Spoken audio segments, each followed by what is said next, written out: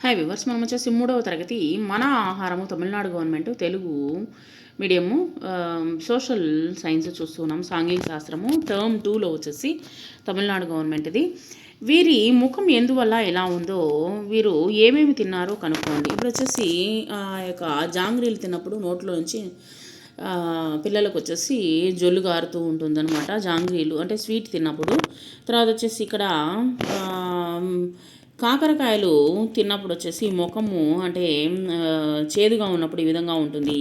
పుల్లగా ఉన్నప్పుడు ముఖం వచ్చేసి మనం వచ్చేసి ఒక విధంగా పెడతాము. సో అది వచ్చేసి పులుపు చింతకాయలు తిన్నప్పుడు ఆ విధంగా ఉంటుంది ముఖము. తర్వాత వచ్చేసి ఇక్కడ వచ్చేసి కారం తిన్నప్పుడు వచ్చేసి మిరపకాయలు తిన్నప్పుడు ఈ విధంగా మనకు వచ్చేసి నోట్లో నుంచి నీళ్లు, కంట్లో నుంచి నీళ్లు అనేటువంటిది వస్తూ ఉంటుంది. నీకు ఇష్టమైనటువంటి ఆహార రకాలు ఏవి? ఇడ్లీలు, సాంబారు, పొరోటా, కుర్మా, చేపలు పులుసు, పొంగలి, చట్నీ, ఐస్ క్రీము, ఇవన్నీ వచ్చేసి మనకు అక్కడ ఇచ్చున్నారు. అవన్నీ మనం వచ్చేసి తీసుకుంటూ ఉంటాము తరచు. నీ స్నేహితుడికి ఇష్టమైనటువంటి ఆహారం ఏది? బిర్యానీ, రైతా, పూరి, కూర, దోశలు, చట్నీ, బ్రెడ్. అక్కడ ఇచ్చినటువంటి వాటి ప్రకారం మనము టిక్ పెట్టుకున్నాము. నీకు ఒకే రకమైనటువంటి ఆహారం తినడం అంటే ఇష్టమా? లేదు, నాకు ఒకే రకమైనటువంటి ఆహారం తినడం అంటే ఇష్టం లేదు. సో పిల్లలు వచ్చేసి రకరకాలైనటువంటి ఆహారాలని తీసుకుంటూ ఉంటారు.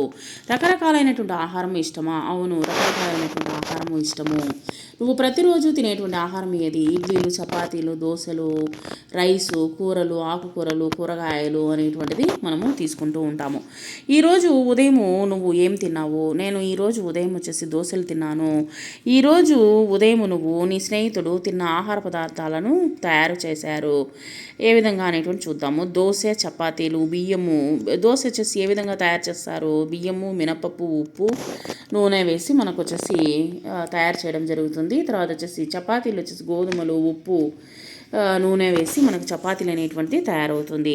ఒక ధాన్యంతో అనేకమైనటువంటి పదార్థాలు రాయండి. ఇప్పుడు వచ్చేసి బియ్యం ఉపయోగించి మనం ఇడ్లీ, దోశలు, ఆపము, ఇడియాపం అనేటువంటిది తయారు చేసుకుంటూ ఉంటాము. గోధుమలు ఉపయోగించి చపాతీ, పూరీలు అనేటువంటి సమోసాలు అనేటువంటి వేసుకుంటూ ఉంటాము. రాగులతో వచ్చే సంగటి, దోశలు, గంజి అనేటువంటి తాగుతాము. తర్వాత ఆకుకూరల్లో ఎన్ని రకాలైనటువంటి వంటలు చేయబడుతున్నాయి? ఆకుకూరలతో రకరకాలైనటువంటి వంటలు తయారు చేస్తారు. పచ్చళ్ళు, పప్పు కూరలు, సాంబారు వంటివి తయారు చేస్తారు. మీ ప్రాంతంలో అమ్మేటువంటి ఆకుకూరలు ఏవి? బచ్చలాకు, కరివేపాకు, కొత్తిమీర, పుదీనా, చిర్రాకు, మునగాకు, బ్రహ్మి, కాసాకు, దొండాకు, అవిసె, మెంతాకు, పప్పాకు, పొనగంటాకు, గోంగూర, తోటకూర, ఇవన్నీ మనకు వచ్చేసి దొరుకుతాయి. సో నువ్వు ఇష్టపడేటువంటి ఆహారపు రకాలు ఏమిటి? ఇడ్లీ, పూరి, చపాతీ, బిర్యానీ. నీకు నీ స్నేహితుడి ఇష్టమైనటువంటి ఆహారపు రకాలు ఏమిటి?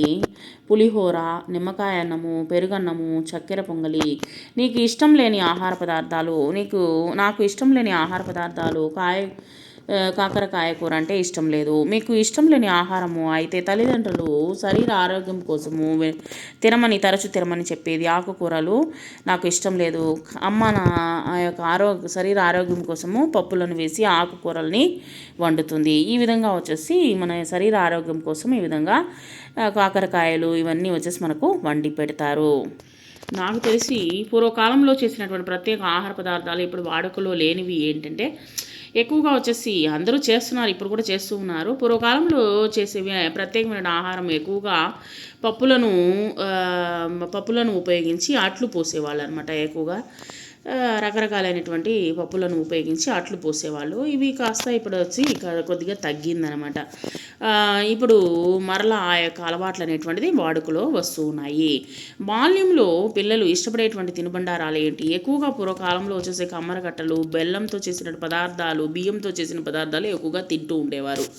ఇప్పుడు వారు తినలేని తినుబండారాలు అంటే ఇప్పుడంతా మారిపోయింది, కాలం మారిపోయింది. ఏ విధంగా తింటూ ఉన్నారు పిల్లలు? పిజ్జాలు, బర్గర్లు, శాండ్విచ్లు, నూడిల్స్, ఫాస్ట్ ఫుడ్స్, ఇవన్నీ వచ్చేసి ఫ్రైడ్ రైస్లు, ఇవి వచ్చేసి ఉడకనటువంటి ఆహార పదార్థాలని తింటూ ఉన్నారు. ఆరోగ్యాన్ని చెడగొట్టుకుంటూ ఉన్నారు.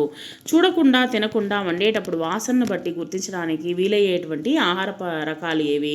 పాయసము, చక్కెర పొంగలి, తీపి పదార్థాలు, వడలు, ఇవన్నీ వచ్చేసి తినకుండానే వాసనను బట్టి గుర్తించడానికి వీలయ్యేటువంటి ఆహార రకాలు. అదే కాకుండా మనము వంట వండినప్పుడు కూడా వచ్చేసి మంచి వాసనతో కూడినటువంటి ఆహార పదార్థాలు సువాసన అనేటువంటిది వస్తూనే ఉంటుంది.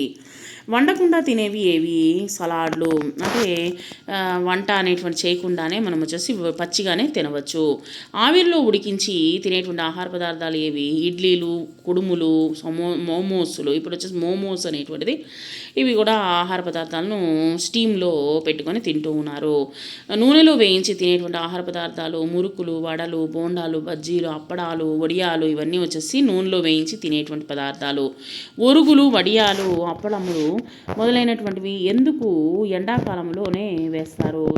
ఎందుకంటే అవి ఎండలో ఆరబెట్టి డబ్బాల్లో భద్రపరిచి వర్షాకాలంలో వాటిని ఉపయోగించుకుంటూ ఉంటారు. ఎండలో ఎండితేనే అవి చెడిపోకుండా ఉంటాయి కాబట్టి ఒరుగులు, వడియాలు, అప్పడాలు వచ్చేసి ఎండాకాలంలో వేస్తారనమాట. ఇది ఆహారము, అది పండుగ. సో బిర్యానీ వచ్చేసి రంజాన్ సమయంలో ఉపయోగిస్తాము. చక్కెర పొంగలి సంక్రాంతి సమయంలో, కేక్ వచ్చేసి క్రిస్మస్ సమయంలో, వచ్చేసి గుగ్గిళ్ళు వచ్చేసి దసరాల్లో మనము తినేటువంటి ఆహార పదార్థాలు. మీ ఊరిలో జరుపుకునేటువంటి జాతర సందర్భంలో మీ ఇంటిలో తయారు చేసేటువంటి ముఖ్యమైనటువంటి ఆహార పదార్థాలు పేర్కొనండి. కుండలో వండేటువంటి, ఇప్పుడు వచ్చేసి మామూలుగా వచ్చేసి 3 రోజుల క్రితమే వచ్చేసి కుండలో భద్రపరుస్తారనమాట ఆహారాన్ని. అన్నాన్ని వచ్చేసి భద్రపరిచి దాన్ని వచ్చేసి దాన్ని ఎక్కువగా వచ్చేసి వాటిని పెరుగు వేసి దాన్ని తింటారనమాట. పెరుగన్నం అనేటువంటి ఎక్కువగా తింటూ ఉంటారు. ఎందుకంటే ఈ యొక్క జాతరలంతా వచ్చేసి ఎండాకాలంలో వస్తుంది కాబట్టి ఎటువంటి ఆ యొక్క శరీర ఆరోగ్యం కోసము ఈ విధమైనటువంటి పెరుగన్నం అనేటువంటిది తింటారనమాట. సో సద్ది అన్నము అనేటువంటి తింటారు. కుండలో వండేటువంటి అన్నము, బెల్లము, పాలు ఉపయోగించి చక్కెర పొంగల్ అనేటువంటిది అమ్మవారికి నైవేద్యంగా పెడతారు. ఈ విధమైనటువంటి ఆహారాన్ని తింటూ ఉంటారనమాట. తర్వాత వచ్చేసి పండ్ల మిశ్రమంతో ఫ్రూట్ సలాడ్ అనేటువంటి రకరకాలైన పండ్లను ఉపయోగించి మనం వచ్చేసి ఫ్రూట్ సలాడ్ అనేటువంటి తయారు చేయవచ్చు. తర్వాత అదేవిధంగా రకరకాలైనటువంటి కూరగాయల మిశ్రమంతో అనేకమైన రకాలు ఏమీ లేదు. తర్వాత వచ్చేసి క్యారెట్, తర్వాత వచ్చేసి కీరకాయలు ఉపయోగించి మనం సలాడ్ అనేటువంటిది మనము తీసుకోవచ్చు. కూరగాయలని ఉపయోగించి సలాడ్ క్రింద తీసుకోవచ్చు. తర్వాత ముల్లంగిని కూడా వచ్చేసి మనం సలాడ్ కింద తీసుకోవచ్చు అనమాట. పచ్చిగా మనము తినవచ్చు.